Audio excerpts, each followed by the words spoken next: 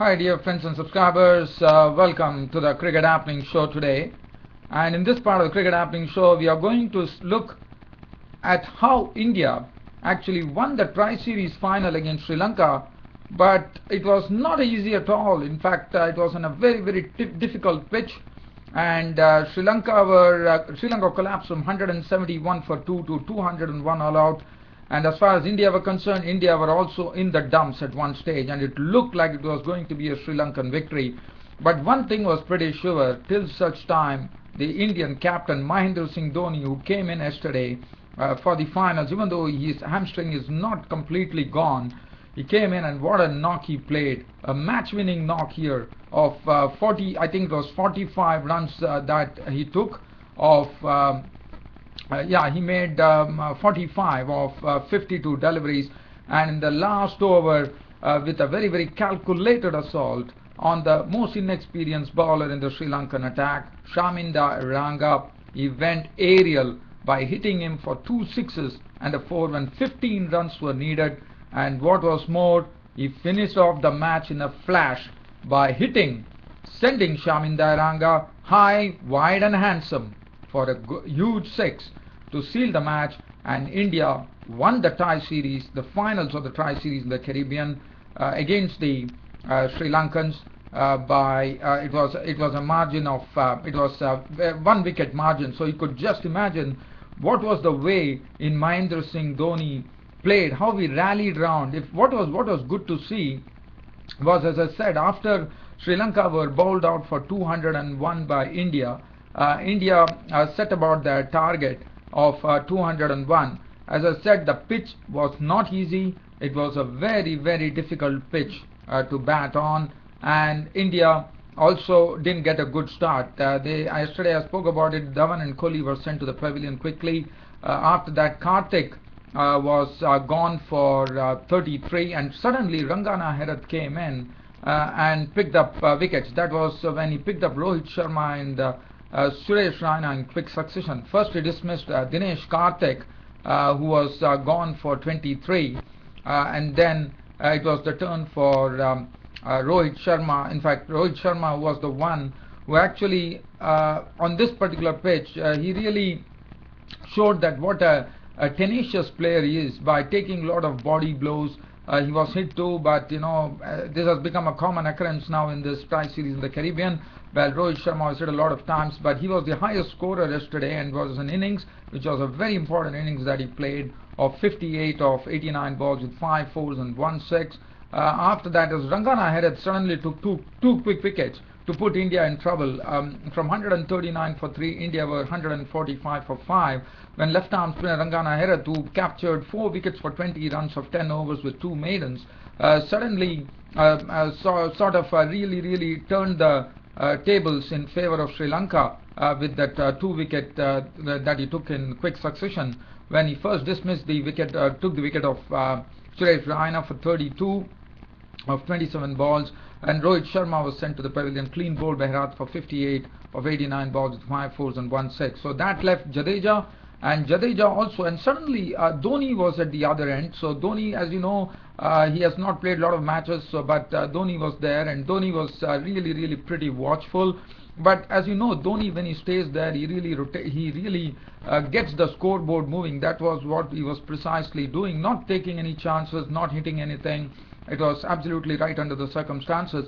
But suddenly India's hopes were absolutely dwindling as Dhoni was losing partners. From 145 for 5 became 152 for 5, and Jadeja was LBW bowled Herath for 5, and then Herath also took the wicket of Ashwin, as he had him trapped LBW for a duck. And when Bhuvneshwar Kumar, after coming there and just giving stand to Dhoni, not really getting any runs, was gone, as Malinga actually trapped him LBW. So at that time it looked like what is going to happen. Now Dhoni was there, so that was the good thing for India, and finally it proved so. But it was very important that the tailenders had to stick there, because he lost the company of Jadeja, Ashwin, Kumar, and then Vinay Kumar was also sent to the pavilion after making 5 runs. and that really made India's task pretty tough, because 182 for 9 was the score when Vinay Kumar left, and that was in the 47th over, that is in the 46.2 overs. So basically, if you talk about it, there were only 22 legal deliveries, but the good thing for India was Dhoni was there and Ishant Sharma was with company. Now what was, and as I said, the pitch was not easy to bat on. There were cracks in it. The ball was sometimes turning, as Rangana had rightly proved it. The seamers also had something in it due to the evenness of the pitch. But what was good about this knock of Dhoni was he actually shielded Ishant Sharma, in the sense he didn't allow, he actually admonished Ishant Sharma, who was actually going for some singles, and he took it upon himself. And Dhoni was not in a rush at all. It was, if you look at the way Mahendra Singh Dhoni played, I'll just take you down to the 46th over. From the 47th over, which was bowled by it was Lasith Malinga, who was bowling the 47th over, and only 2 runs were taken. So Dhoni was very quiet. In fact, Ishant Sharma, as I said, was admonished by Dhoni, asking him like why he's trying to go for a run. In the sense, as I said, it was a very calculated assault. Now Dhoni knew that Malinga is their best bowler. He gave him good respect, and the 48th over was completed. So, and when Lasith Malinga had completed his full quota, Dhoni has sussed up things absolutely right from the beginning. And then Ishant Sharma was on strike. Ishant Sharma blocked a lot of deliveries, and it was very important because it was a very, very tough situation. Dhoni had only the tail end of Ishant Sharma for company. For Sri Lanka, everything going their way, 9 wickets gone, and probably one was looking at a Sri Lankan victory. But as I said, still such time Dhoni was there, the match was not over, and that's what they realized, because Ishant Sharma then played Angelo Matthews. The 49th over was bowled by Angelo Matthews, only giving away just 2 runs. So Ishant Sharma really obeyed the instructions that was given by Dhoni and just stayed put at the crease. And as I said, Dhoni is such a calculated person. He got his heavy bat there. He actually called out for a heavy bat which was weighing 2 kgs. And look at what he did. 15 runs were required of the last 6 balls. Now Angelo Matthews had to throw the ball to Shaminda Eranga. Well, he threw the ball to Shaminda Eranga, and this is what happened. Dhoni was on strike, 15 to get over the last over, and the first ball that Eranga bowled to Dhoni, Dhoni had a wild swing at the ball, but unfortunately for him, he didn't connect. The second delivery, what a shot from Dhoni. Dhoni failed to connect on the first ball, but the second ball was sent soaring over the ground. It went out of the ground. What a shot it was. It was a ball which was wide. Dhoni, with that heavy bat, with the full force of the bat, thudded the ball over the ground for a massive 6, and that made the score. 6 runs were taken, so it essentially required 9 runs to win the match. Now Eranga bowled the third delivery to Dhoni, and this time it was clattered over point by Dhoni, with again going through the shot in a full motion, and the ball disappeared over point into the fence for a 4. So that made the score, it required only 5 runs. But Dhoni, even though the deliveries there were 3 deliveries, Dhoni did not waste any time. This time, this ball that Eranga bowled with 5 runs required, it was a length delivery. It was sent over extra cover by Dhoni for another 6, and thus ended the tri-series final match between India and Sri Lanka. India getting a victory, but as I said, this was Dhoni. Dhoni makes a great difference, not only with his captaincy, not only with his batting, not only with his intelligence, not only with his stroke making, with everything he does. For India, he is a sort of a boon. After Sachin Tendulkar, if at all there is going to be a living legend, it is going to be captain of India, successful Indian captain, Mahendra Singh Dhoni. So India took the tri-series in the Caribbean in great style by winning this match in a really, really flashy style, with Dhoni finishing it off with a massive 6. And Dhoni's contribution in this particular innings was 52 balls, 5 4s and 2. He was in no hurry. He saw wickets over. He was not really panicking. And that was what, this is the cool as a cucumber approach. But yes, he definitely lost his cool when Ishant Sharma was trying to get singles, because he wanted Ishant Sharma to just follow the instructions that were given to him, and that's what precisely happened. So Ishant Sharma also has to be credited. 2 runs only of 7 deliveries and 203 for 9. India took the Tri-Series trophy. Mahendra Singh Dhoni, no doubt about that, man of the match. Bhuvaneshwar Kumar was named man of the series, got a bike for himself, and Rohit Sharma also got a special award. As far as the bowling figures are concerned, Eranga, 9.4 overs, 2 maidens, 50 runs and 2 wickets. Rangana Herath was the one who really worried the Indians, and probably one thought that Sri Lanka will go off for a win.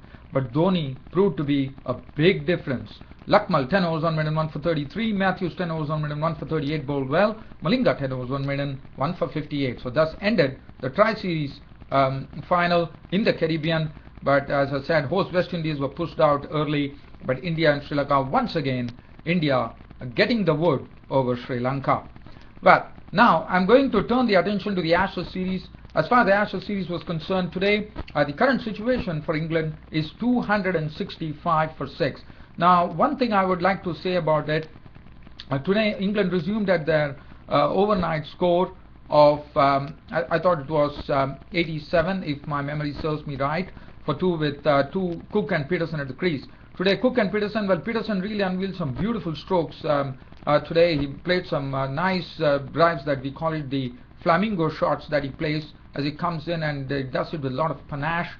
He hit some balls straight down the ground. Alistair Cook also was cutting well and looking good. And the partnership was just building up, and it took the score to 121 when the first wicket to go was Kevin Peterson. James Pattinson knocked his middle stump out of the ground with a ball which Peterson tried to drive on the up, but he actually missed it, and he was beaten by pace. He was gone for 64 with 12 boundaries.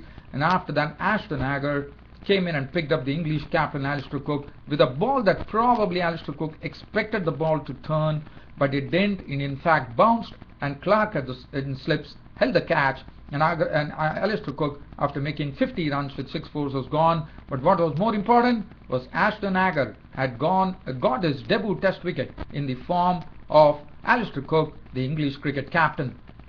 After that, so 131 for 4. After that, Bairstow came to the crease. Bairstow and Bell were at the crease. Bell was looking very good. In fact, he has marched on to 66. Has been pretty watchful knock. He has been playing the percentage strokes. And as I said, one more thing that I would like to say here is that this pitch is not looking easy. It is going to be a tough time for the Aussies, according to me. So it's very essential for Australia to knock off England as quickly as possible. Right now, it's a very good effort by the English batsmen, especially Ian Bell, who's not out on 66 with 8 fours, and Stuart Broad keeping him company, not out on 21 of 47 balls with 1 4. The partnership has really yielded a lot of runs. In fact, they are slowly touching the 50 mark. It's 48 runs, unbroken partnership for the 7th wicket, which is going on. Jonathan Bairstow, well, he made 15 runs, no boundaries. He tried to really, what he was doing was trying to occupy the crease without playing strokes, but he was snapped up by Brad Haddin behind the stumps. As Ashton Agar, now after doing it with the bat, now with the ball, picked up 2 wickets in his bag here, 2 for 66. And then Matt Pryor made a belligerent 31 of 42 balls with 6 fours, looking very good. But then he tried to pull a ball from Cedal Cowan, holding the catch, and that was the situation at 218 for 6. The English score has moved on to 266 for 6 currently. Ian Bell, as I said, is looking in his element. He is looking very good, and he has. I thought he has done his job, but he has a long way to go still. He's not out on 66 with 8 fours. Broad is not out on 21, and 266 for 6, essentially meaning that England are 201 runs ahead. One thing, dear fans, friends and subscribers, I would like to say here: this pitch is not easy to bat on. There is a lot of cracks on the pitch. There is rough on the pitch. The Graham Swan would really come into the. Yes, Graham Swan would really come into the equation. We know Ashton Agar is an inexperienced spinner. He has 25 hours farm and 2 for 66. Pattinson 25-7, 78 runs on 1 wicket. Mitchell Starc 26-7, 61 and 2 wickets. And Peter Siddle 1 for 48 of 23 overs and 9 maidens. Watson is currently bowling 11.2 overs, 9 maidens, 3 runs and no wicket. The only thing that I would like to say here, it is very essential for England for Australia to really pick up these English wickets pretty quickly. It's not going to be easy. Ian Bell is pretty entrenched at the crease right now, not out on 66. and Stuart Broad is giving him company, admirable company at that. 266 for 6 is the current score, 201 runs in the lead. There are a lot of cracks in the pitch. There is the ball, there's uneven bounce, the ball is bouncing, everything. So you could just imagine, today is only the third day and we still have 2 more days to go. There's a definite result, there's no doubt about it, unless rain intervenes. And I think we are in for a real result in this particular test match, and Australia are not going to find it easy, because as the days go on, Australia are going to be under the pump, and Australia will be batting last on this pitch with Graham Swan, the right-arm off spinner there. They have Joe Root, who can they resort to. Alistair Cook normally likes to give the ball to Joe Root for his right-arm offies, and also the Pacers are going to prove quite a handful. Anderson, Broad, and Stephen Finn. Stephen Finn with his bounce, Anderson with his swing, and it could be Stuart Broad with some unevenness in the pitch, and the ball could skid through. Stuart Broad could really make a difference. So it's not going to be easy. So as I said, it's very essential for Australia to really bowl out England quickly. Otherwise, they will have a lot chasing, and it is not going to even a score of 200 on this pitch, according to me, is going to look a bit dicey. Well, dear fans, friends and subscribers, only time will tell the story. We will all wait for that. Other than that, nothing else to share for today. Thanks for your regular company to the Cricket Happening Show. Your host Ram would like to say goodbye. Thank you.